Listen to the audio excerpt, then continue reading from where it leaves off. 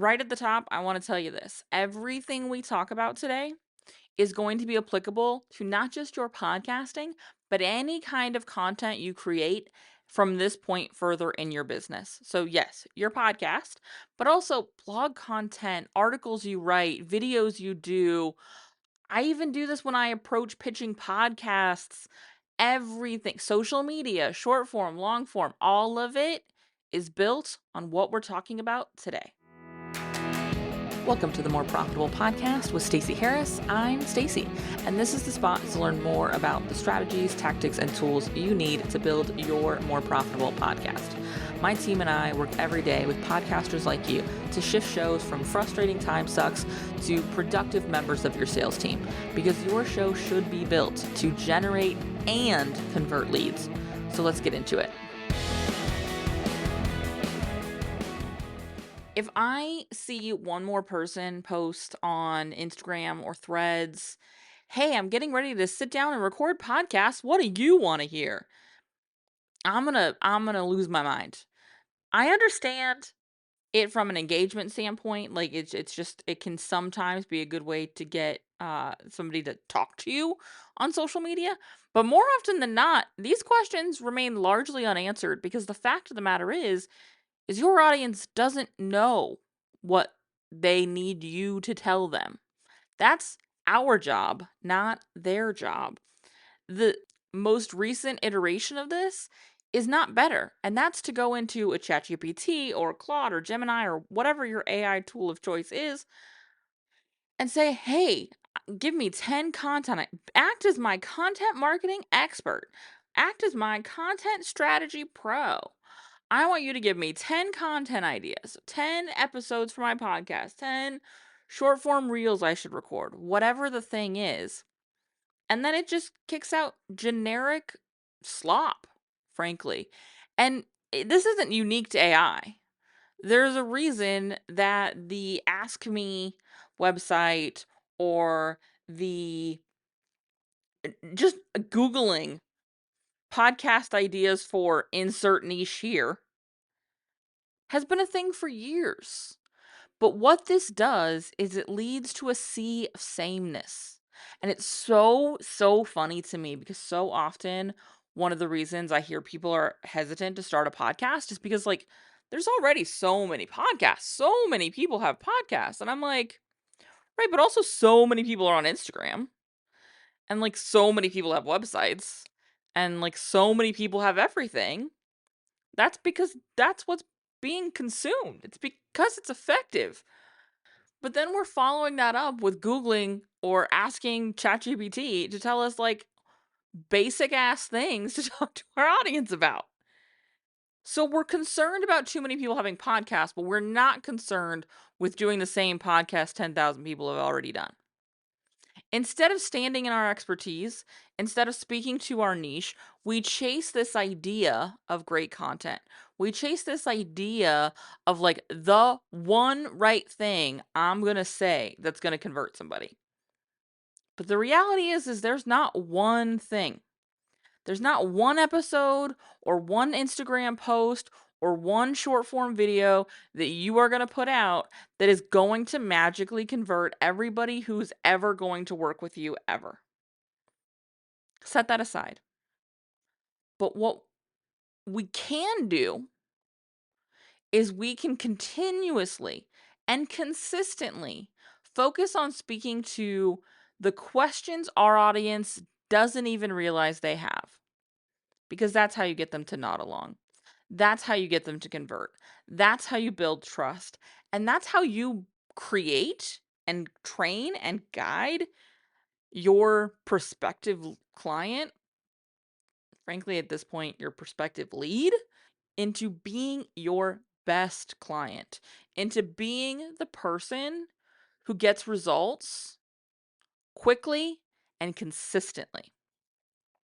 You don't need to Google something. You don't need to keep looking externally. You actually have all of this here.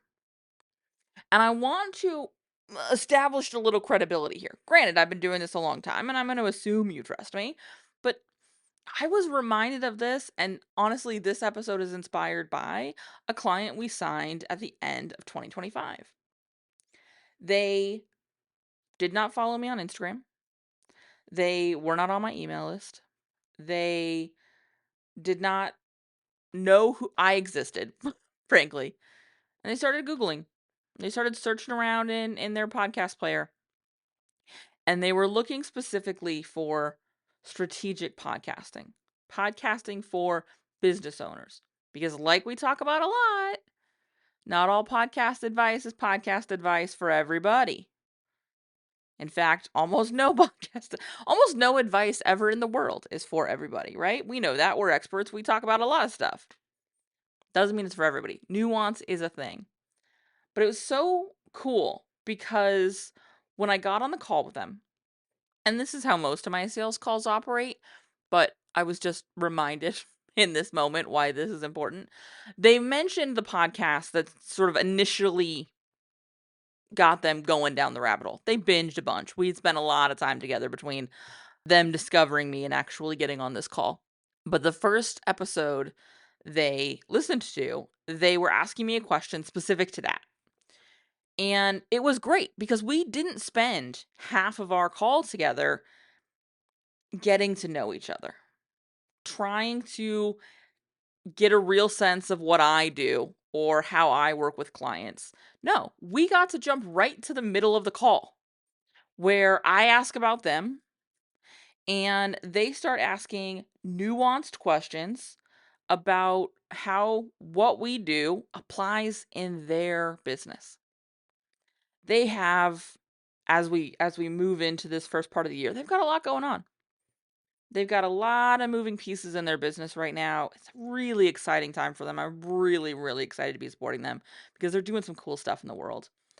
But we didn't need to waste any of the precious time they have because again, they got a lot going on. They got a lot of moving pieces. They're doing some big things right now. They're making a lot of decisions right now.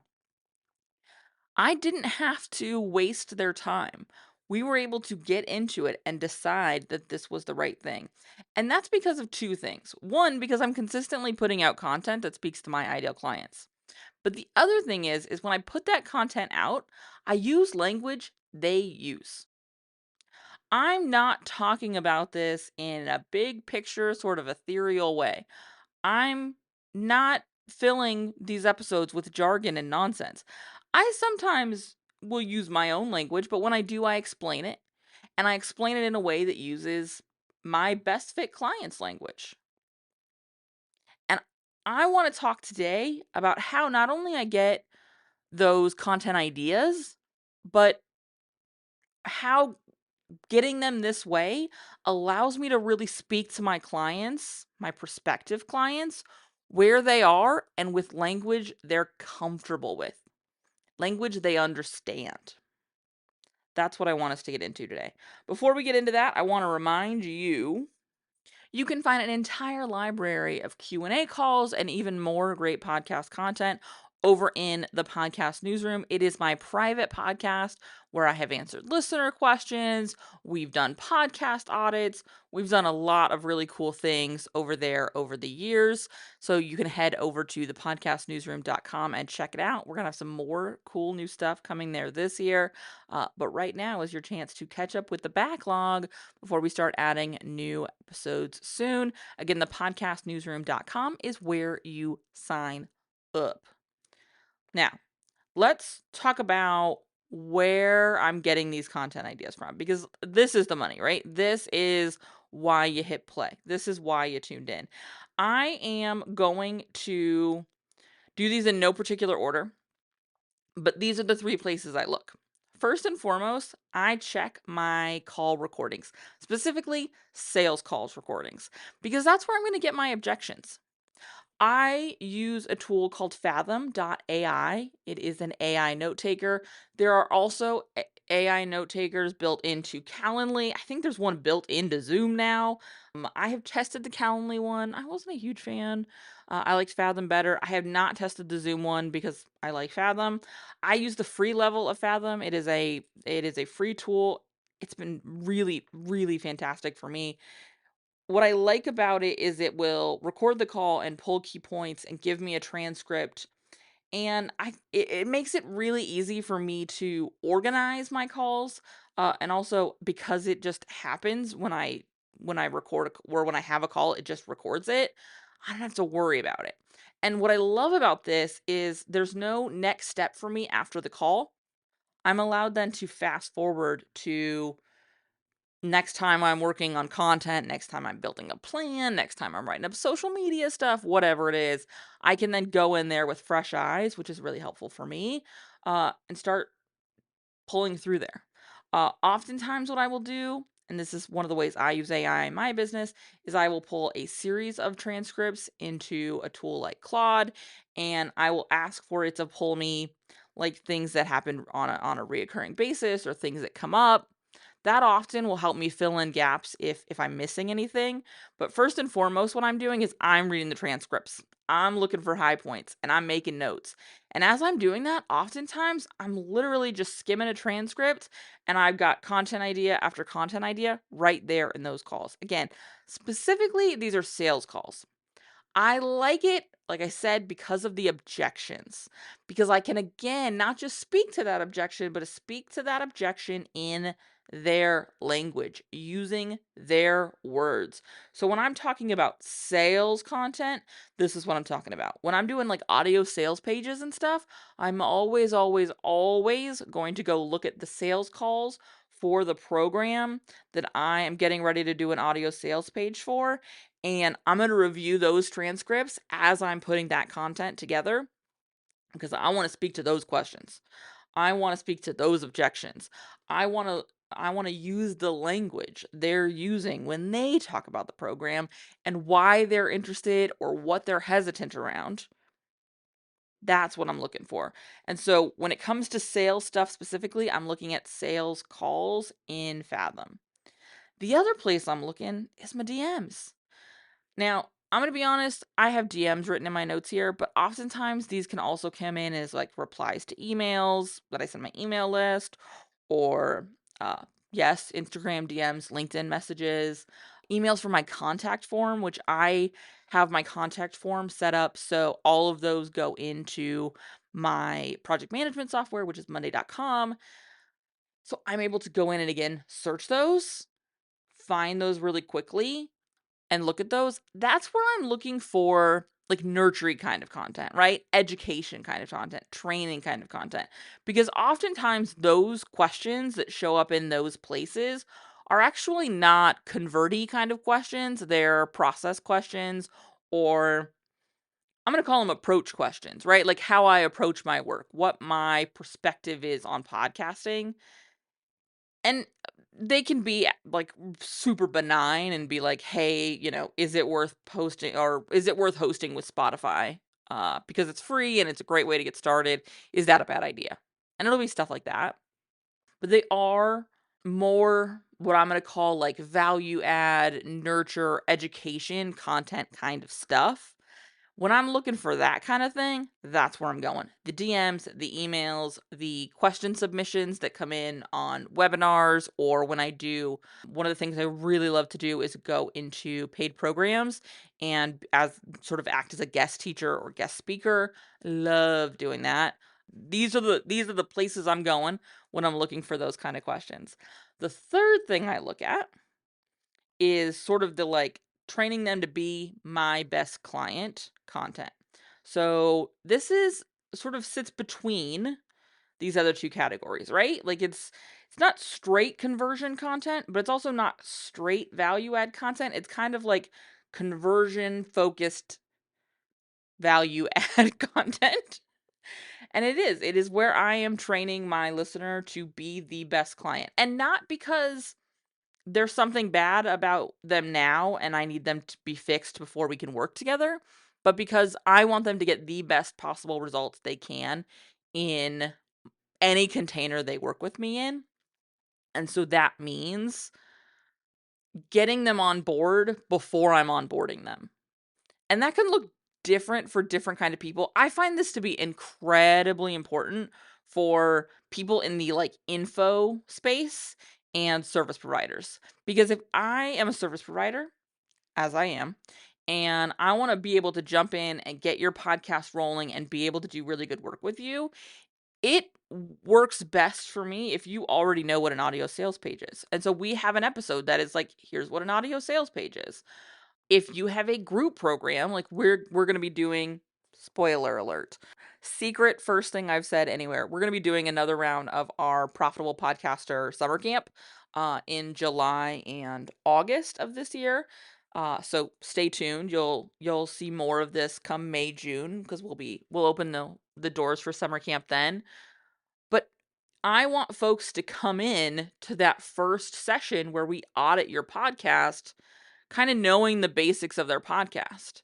And so when we're getting ready to sell that program, we're going to be talking about some of those fundamental check-ins so that when we get onto that audit call, people already know what I'm talking about or can get there more quickly, understand what the elements of their podcast are, right? I am sort of front loading some of the information you're going to need so that when we get into the container, we can just be in the container. I don't have to sort of give you a glossary and train you into how we're going to do the work we're going to do. We can just start doing the work. And that information for me comes from client calls. So when we sit down quarterly with our production clients, I'm looking at those calls come the end of the month and looking for the things that came up over and over again. Because if my best clients are asking this right now, so are my future clients. So are my next clients, right? And that's one I think we overlook the most. I think it's more obvious to be looking at our DMs and looking at our sales calls, but our current clients are our best place to find content because they're already the right fit. They're already who we want to talk to. We spend so much time as business owners thinking about our ideal clients, right? Our best fit clients and who they are and their age and their rank and their serial number, so to speak, right? Where they shop and how they spend their time and if they're married and all of those things. And oftentimes we can get distracted by the fact that we know those things and neglect to pay attention to the things that are actually what unify our clients, which is perspective, expertise, approach, how they run their business models, who their clients are. All of those things often don't come up when we're looking at our ideal client avatar, right? When we're mapping out who they are. By God, I know they shop in Nordstrom, right? That's that's why I like looking at my client calls and going through those conversations because that's the language I want to use. Those are the questions I want to answer. And all three of those things are things you already have.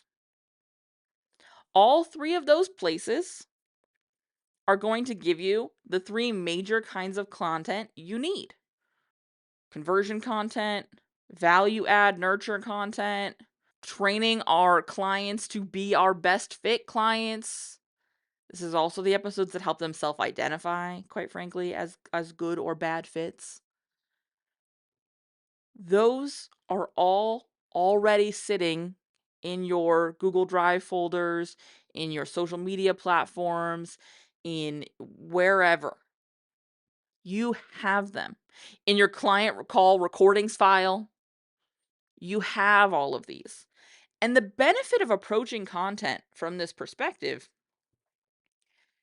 is we get to do something incredibly powerful, which is see them, which is what we want, right? We want to be seen. We want to know that the people we're investing with, the people we're partnering with, get us and get what we're trying to do. And when we use their language, when we speak to where they are right now, that's how we, for lack of a better way to phrase this, prove that. That's how we model that. This is how we balance search and connection, right?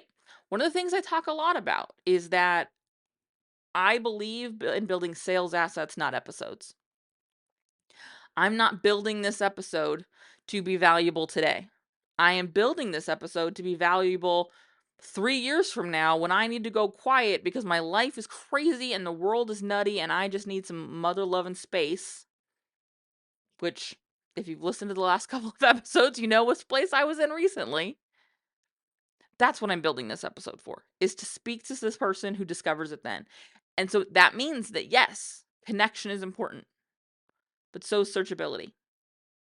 And one of the best, most underused SEO tricks I know is to just use the words they're using to talk about things. Makes it a whole lot easier to identify keywords when you know who your clients are and how they talk about what you do. Because there are lots of ways I would talk about my work that you would never talk about my work. There's also lots of ways that you would talk about my work that I would never think to talk about my work. Because we have different expertises. You can flip it and reverse it, and that's true too for you and me on the other way.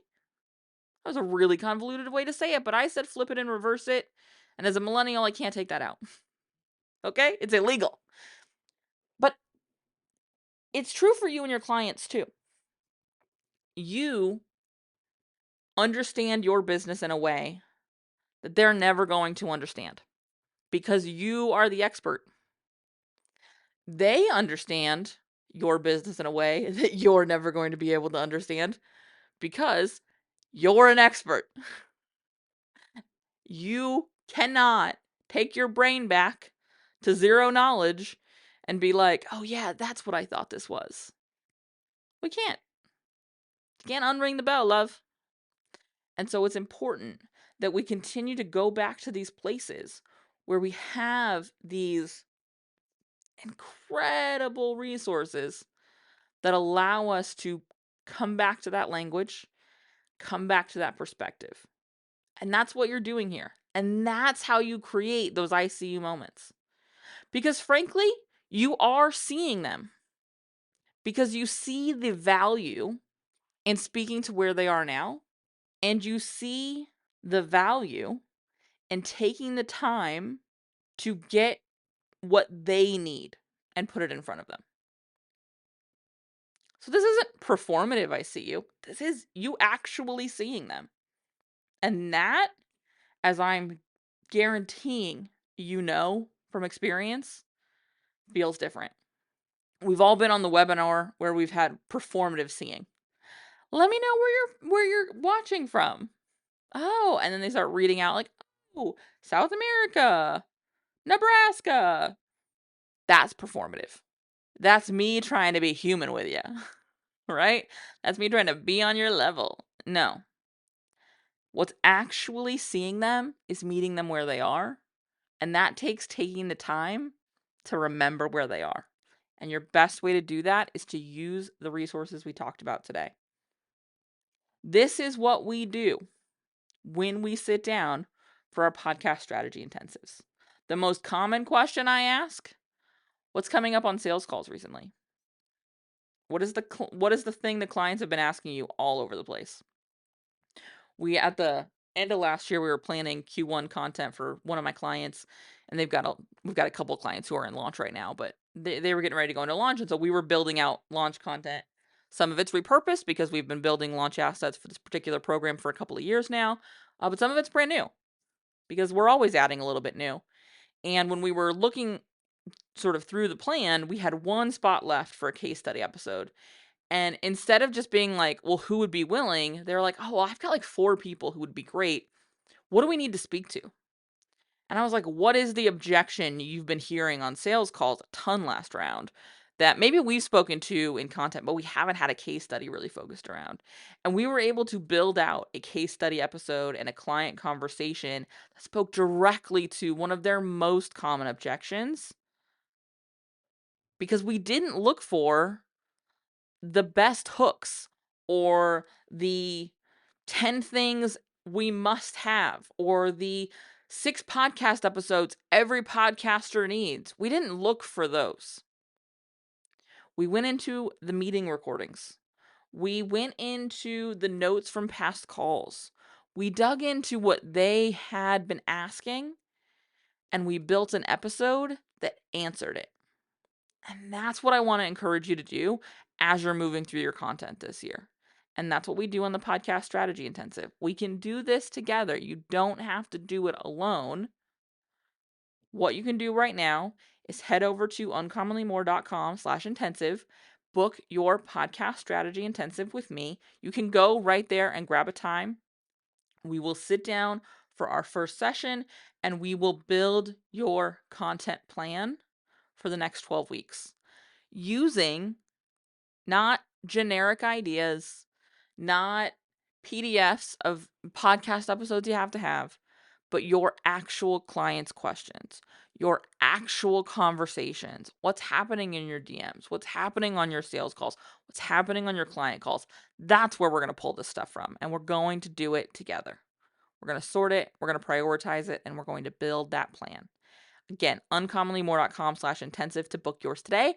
If you're like, I need a gut check, I'm not sure if an intensive is right, maybe it's production time, whatever, that's an option too. If you go all the way to the bottom of the page, you'll see an opportunity to book a sales call with me. You and I can sit down, have a quick conversation, make sure that this is the right fit for you, or if you're better off in another container, we can figure that out together too. All right? I will see you right back here next week. Thanks so much for listening to the show. Remember that content consumption does not make changes. So commit to doing something from today's episode. Maybe it's taking action on what we talked about. Maybe it's reaching out to me and learning more about podcast strategy intensives or what podcast production looks like with our team. All of that is over at uncommonlymore.com. And if you haven't yet signed up for the podcast newsroom, I want to remind you that is a great next step.